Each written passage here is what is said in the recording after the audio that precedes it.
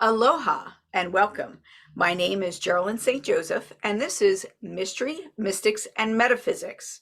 Here we discuss a variety of topics, and today we're going to explore what is energy work. If you Google energy work, all kinds of things will come up, like Pico, which is the electric company, or they talk about physics and all kinds of things. What we're discussing today specifically is about metaphysical energy work. What does that mean? Energy work incorporates several different things or dynamics that we're going to use. The most well-known energy work is healing.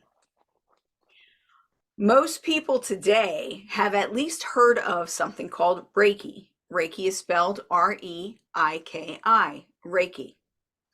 Reiki is considered the blue ray, and it is an ancient practice that was brought to America and is now taught all over. It started with one strain, I believe, and then it just exploded into several different facets of it. Like any type of belief system, people take it and make it their own, and there are nuances to it. Reiki is one of the most common forms of energy work in America because now we use Reiki for things like cancer patients to help control pain. There are actually insurance companies that will pay for Reiki if you have a chronic condition. Reiki is also used for things like PTSD. So it is more commonly accepted, at least here in America. Something that I see as attached to Reiki or attached to energy healing, which people may think is more on a physical level, is acupuncture. What acupuncture does is it taps into the energy body of the person through their physical body and helps to release things like stress, blockages, and promote healing. It promotes this in several ways. Some ways we understand, some ways we don't. But it has been around for several thousand years that we know of, and it's very effective for many, many people all over the world. Also, when we're talking about energy healing, we talk about, you say Reiki is the blue ray, then there's something called arch healing, which is the rainbow, and then you have reconnection healing, you have golden orb healing, you have Christ light healing, you have universal source healing, and probably about 50 other types of energy healing. In my experience, the energy healing that you receive, regardless of what the practitioner is bringing to the table, flows through the practitioner. So that will put a certain kind of sensation to it. I myself am very sensitive to energy, so I often go in as a volunteer when people are learning so that they can figure out where their energy is going and what it feels like for the person and if it's working. Because most of the time, if you are not overly sensitive, but you're learning, say, Reiki, since that's the most popular, you may not feel the sensation of it moving through you and moving through your hands. It takes a while to become attuned to these things. That doesn't mean it's not working. So you get someone like myself who is very hyper aware of energy, and they will be able to feel it once it's being sent or once it is expanded upon. The other thing you can do, and we used to play like this all the time when I was younger, we used to go to conventions and whatnot, and some people would bring devices that would like pick up your energy current. Back in the day, and this will show you how old I am, we used to go to Radio Shack and you would get like the plugs that electricians use to see if a plug is working, if a receptacle is working. And you hold those and you'll see the electric current that you are generating. Once you learn how to utilize your energetic and pull energy from source or from spirit from around you, you can manipulate that.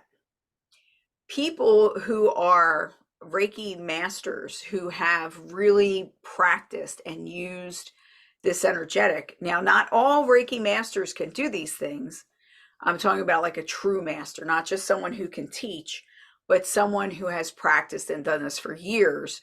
They can do things like charge a battery.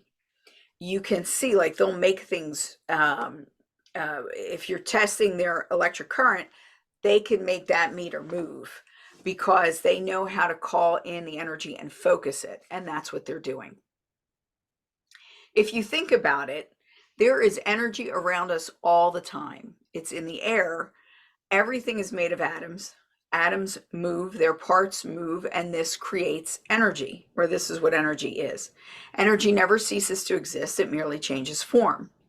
So as you allow the energy to move through you and you focus it into something, that is how healing is created. Most energetic healing methods can be done from a distance. So you don't have to be touching the person. There is hands-on healing and healing touch also, which are both very effective. But through experimentation, I have found, working with a friend of mine, that even things like acupuncture can be done distance if you have someone who is willing to be the who's willing to represent you in the healing. They're your proxy. I don't know many practitioners who do this, and as I said, like, I'm experimenting with it with a friend of mine to see how effective it is, but it is something you can ask about or experiment with on your own. Not on your own, but you would need a practitioner to experiment with you. So that's a type of energy work. When people do healing energy, what they're doing is they're pulling in energy through themselves and they're focusing it. The way you pull it in, or what you imagine as you're doing this, is different depending on which form of energy. There's reconnection energy, there's quantum healing, there's all kinds of things. So you may focus on a specific ray or specific frequency, and that's what you're pulling in and sending out. In some processes, you're not having it go through your body, you're just directing it. So you'd be gathering it and directing it. I do a type of energy healing, which I called golden orb healing, and then I found out somebody else had golden orb healing. But basically what we do is we gather energy into a ball, and then we program this energy ball for whatever it is that the person needs. And then we send the ball to them. They do not have to be near you. You can do it with the person right in front of you and actually place the ball in their person. But they don't need to be near you. They could be somewhere completely different. They could be asleep. It doesn't matter. They don't have to know that it's occurring at that moment. Although we need to ask permission before we do this type of work. It is unethical to work on someone without their permission. What if someone is in a coma or someone is incapacitated in some way? A family member can ask you to intervene, or you can go into meditation and talk to their higher self and ask if this is something that they would like. Something that happens is that when we do this, if the person is not willing to take on the healing, if they feel it's too much, or if it is not part of their karma or their process, the energy will bounce back or will just be dispersed. So in that way, it's almost like if you don't have permission, it's not going to go where you want it to go anyway. I don't want to say you cannot force the energy in, because I don't feel that that is necessarily true. But for the most part, when you're talking about healing energy and this type of energy work, it's not about forcing it. It's about allowing it, and the other person allowing it in. And even if we have something in our minds where we think, oh, this is what the root of the problem is, sometimes the energy gets pulled somewhere else because that's actually the root of the problem and we're just looking at a symptom. So for instance, I had a friend who was in a coma and she had a head injury, and we didn't know at the time that she had a spinal injury also. Um, but when we started doing energy work on her to help her heal, at first I was focusing on the brain, but then the energy kept getting pulled down. So I allowed it to be pulled down, and I was shown that she had this spinal injury also. So we healed the spine first, and then we went back up to the brain so that the foundation was solid on which we were building the other. It worked very well. As by the time we were done the session, and I think we did it for like, let's say 20 minutes, a half an hour. There were quite a few of us on the call. She did open her eyes and was responsive and was doing much, much better than they thought she would be or she could be, because they were going to pull the plug, so to speak. Okay. So knowing that, that's one type, is energy healing. Then we go into some of the other things we could do with energy. So energy work, when we're talking about energy work, we're talking about anything having to do with manipulating or gathering the energy around us. One of the things that I like to do, and that I tell my clients to do all the time, is clearing. What is a clearing?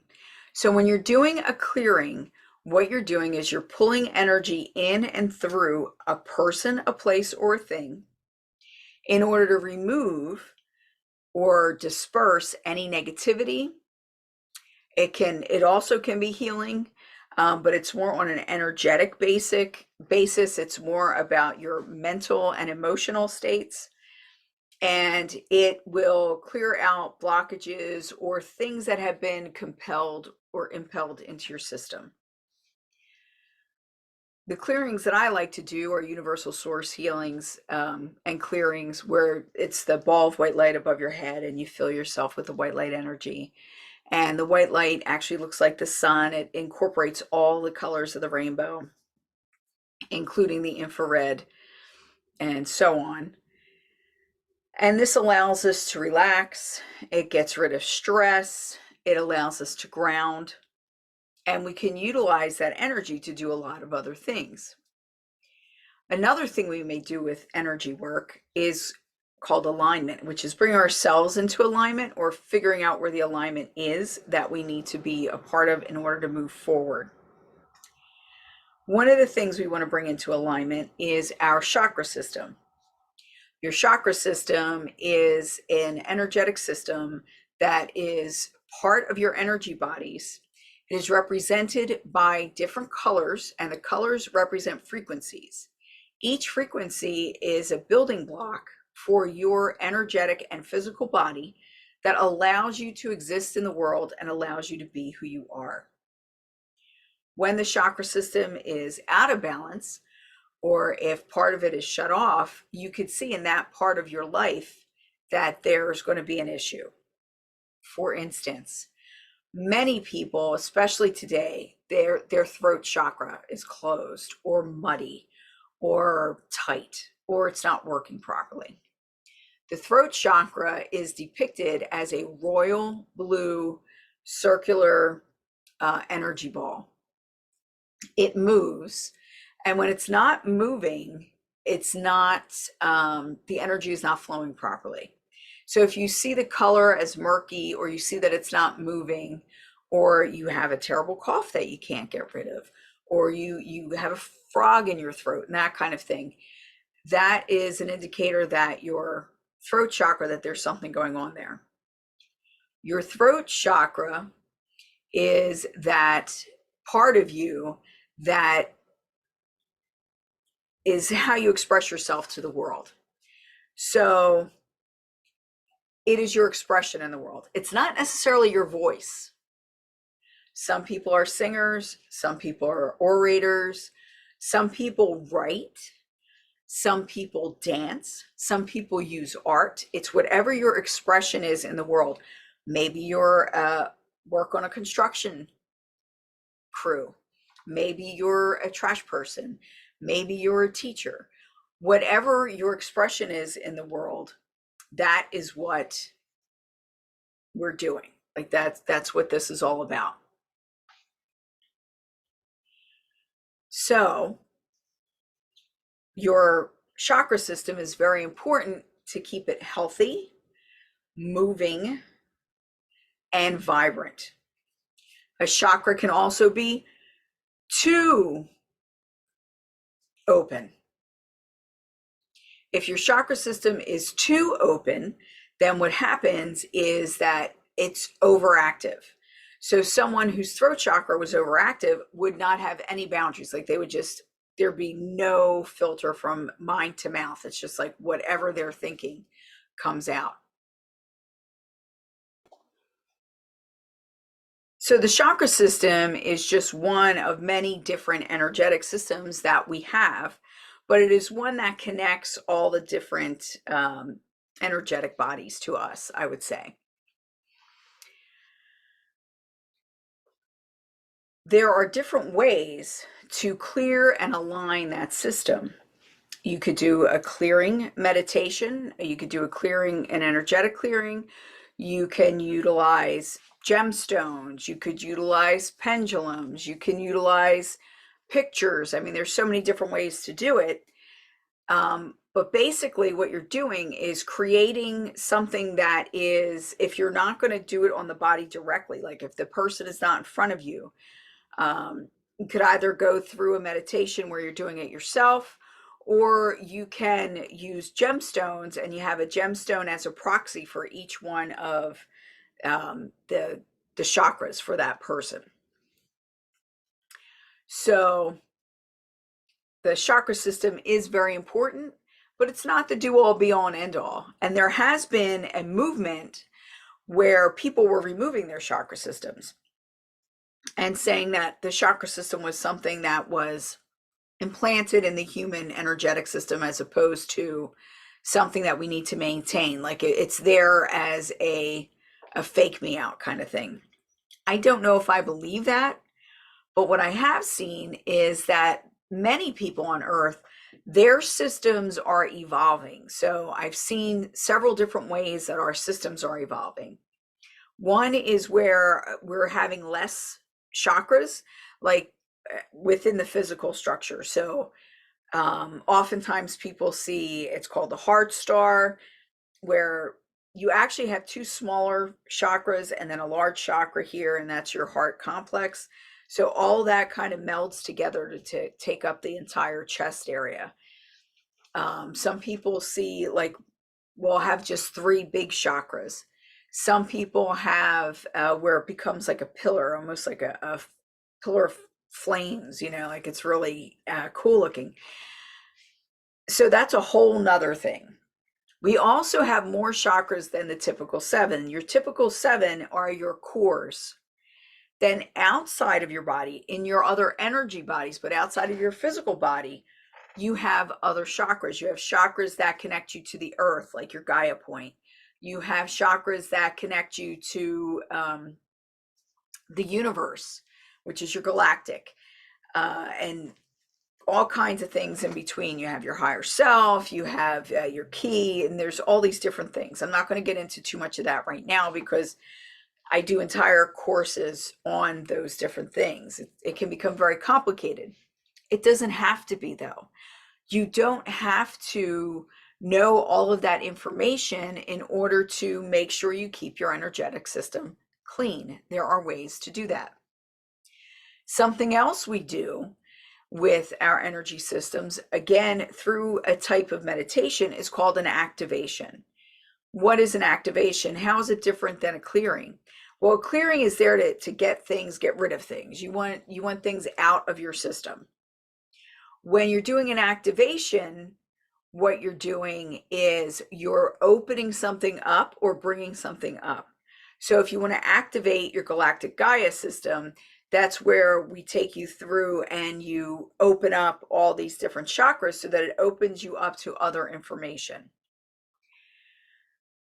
such as like the Akashic records and things like that, where you're more keyed in and you'll be able to see more. You'll be able to see, maybe you're going to activate your memories of your past lives. Maybe you're going to activate um, your soul purpose.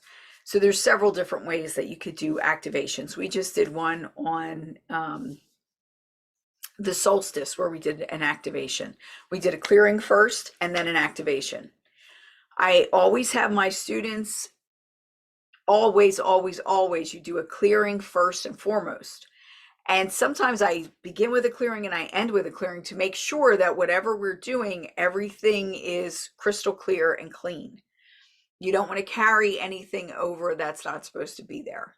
You don't want to strengthen anything that you don't want to strengthen, like negativity. Then we have something called a shamanic journey. In a shamanic journey, we're being led to discover something, either within ourselves or about our world.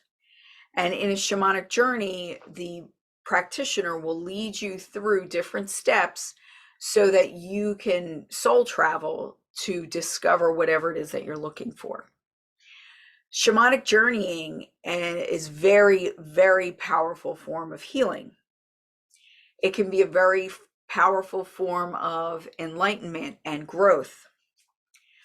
We also do things like soul retrieval. What is soul retrieval?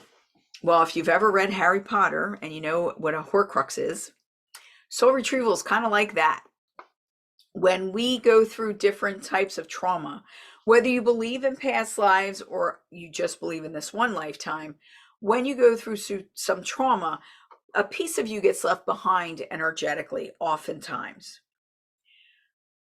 When you find yourself being pulled back into something, having very vivid memories, especially if they're very, not just vivid, but tactile, like you could feel them, that there's a part of you that is still experiencing that. So what a soul retrieval does is it will pull that part of you back. Or another way to do it is to go with a practitioner in your energetic body. You go and you bring it back. So there's a couple different ways to do soul retrieval. I prefer to call them back, but I have also done where we follow the timeline and you dip down, you can see exactly why things happened. You could see like different people's point of view or talk to their higher self during the situation to see, what was this meant to be? Why did this happen? I'm not going to say that everybody gets the answers that they're looking for, because that doesn't happen.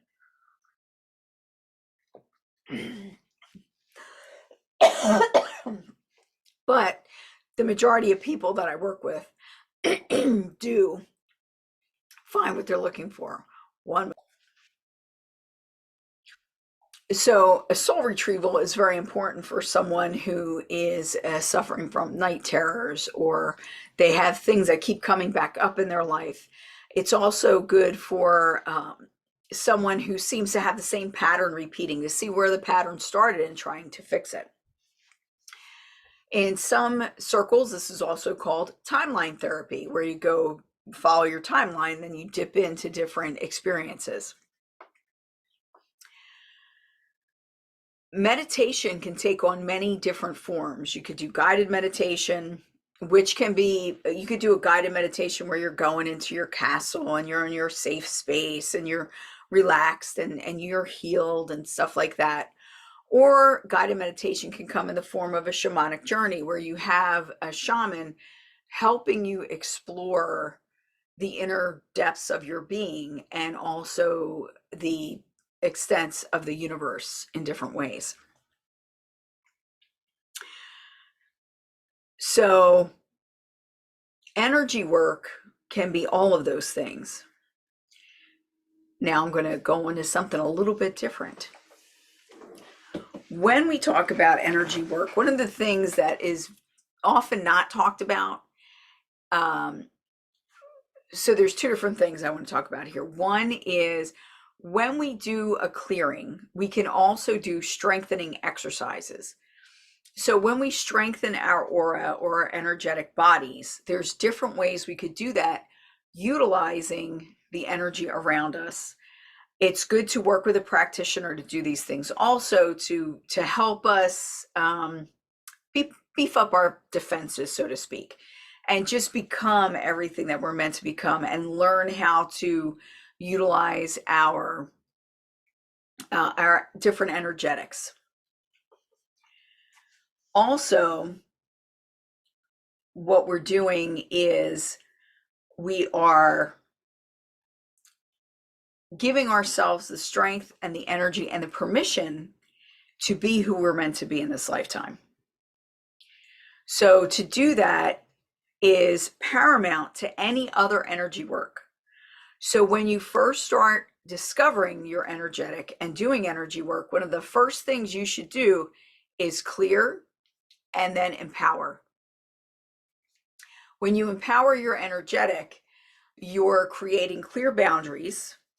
You will then discover where your energy begins and ends. Even though we're intermixed with the universe, we are a part of the universe. In the physical form, we have boundaries. The second part of that I want to talk about is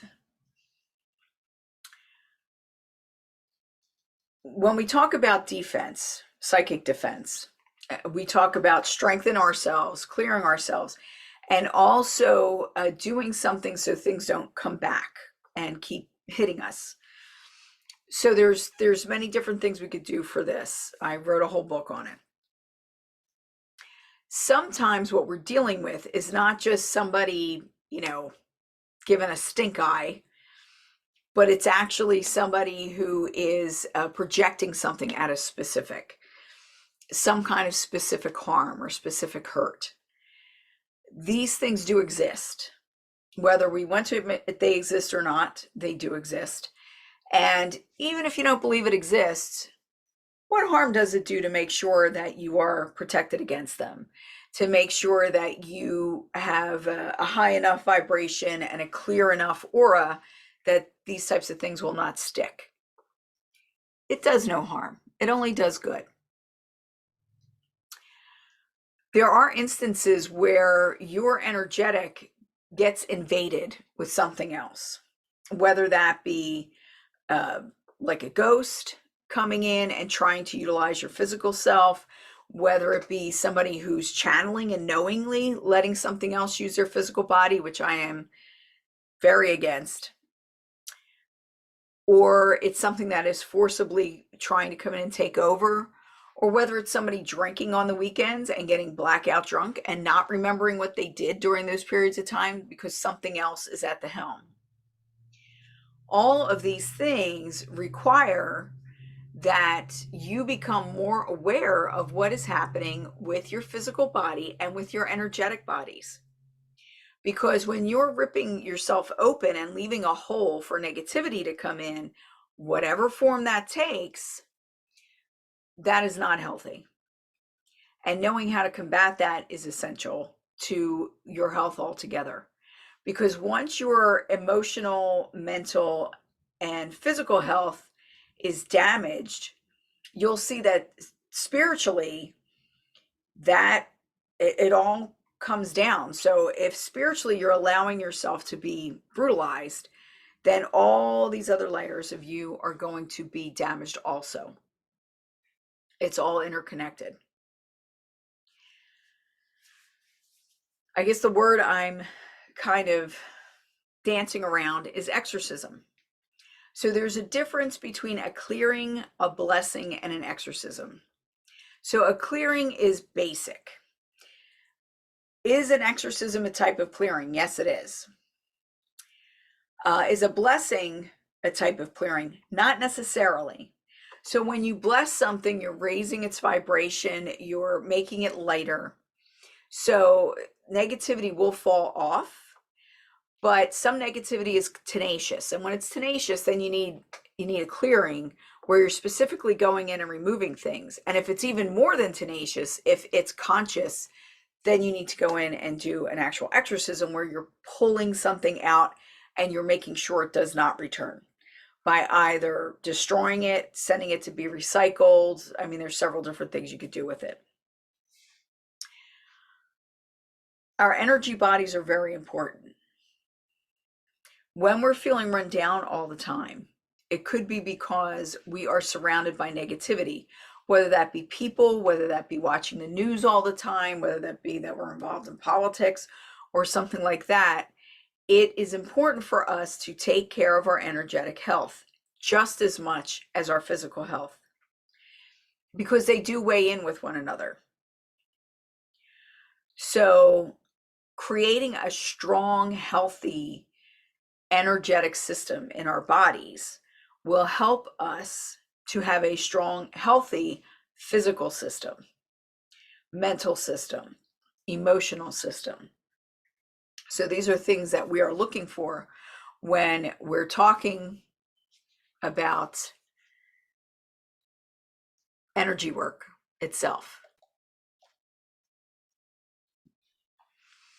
Okay, what I would like to do now is have a little energetic check-in just so you can see what that feels like.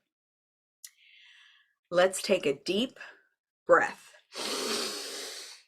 and relax. And again, and release it slowly.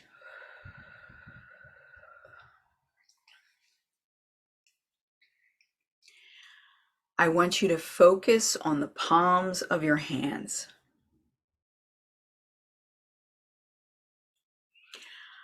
I want you to feel in the palms of your hands the sensation of energy coming up from your palms. You can imagine it as like two snowballs or two flames. And just feel that sensation. What does that feel like?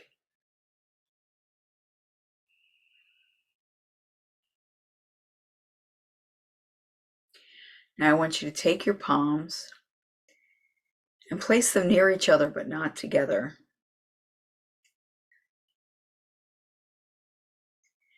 Move them back and forth slowly, paying attention to the sensation that you feel between them.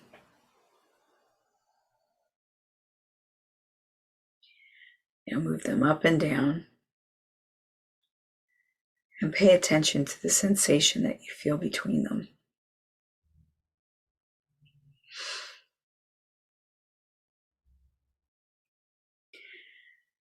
Now I want you to create a ball in your hands. You hold it. You cup your hands and you feel this ball. And it's actually small enough to fit in one hand. And you're going to roll it back and forth between your hands.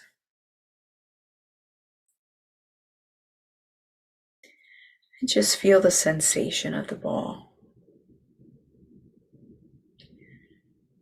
Feel the weight of it, the size of it. What is its texture? What does it look like?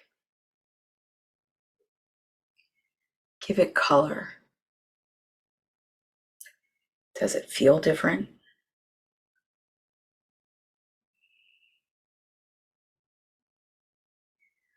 And I want you to bounce it in your hands.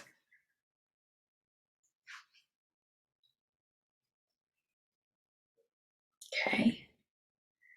Feel it. Feel it as it bounces. Okay. Now we're going to disperse the ball because we don't create anything energetically that does not either have an end date, some sort of expiration, or that we disassemble it. So we're going to disassemble the ball.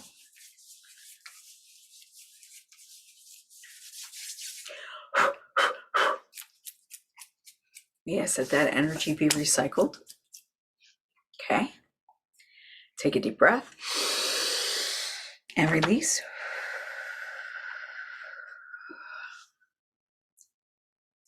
Okay, thank you for joining me this evening.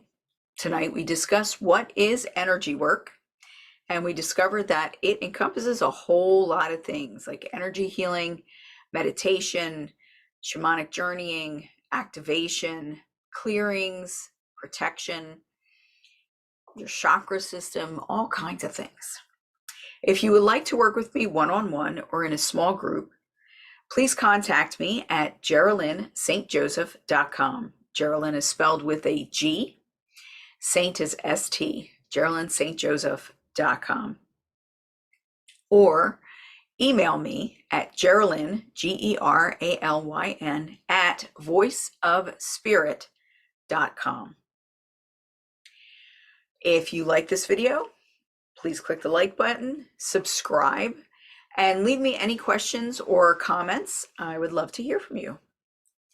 Mahalo, and until next time, when we get back together for Mystery, Mystics, and Metaphysics, which you can find on Meetup if you want to be at the live events. This is Geralyn St. Joseph signing off. Mahalo.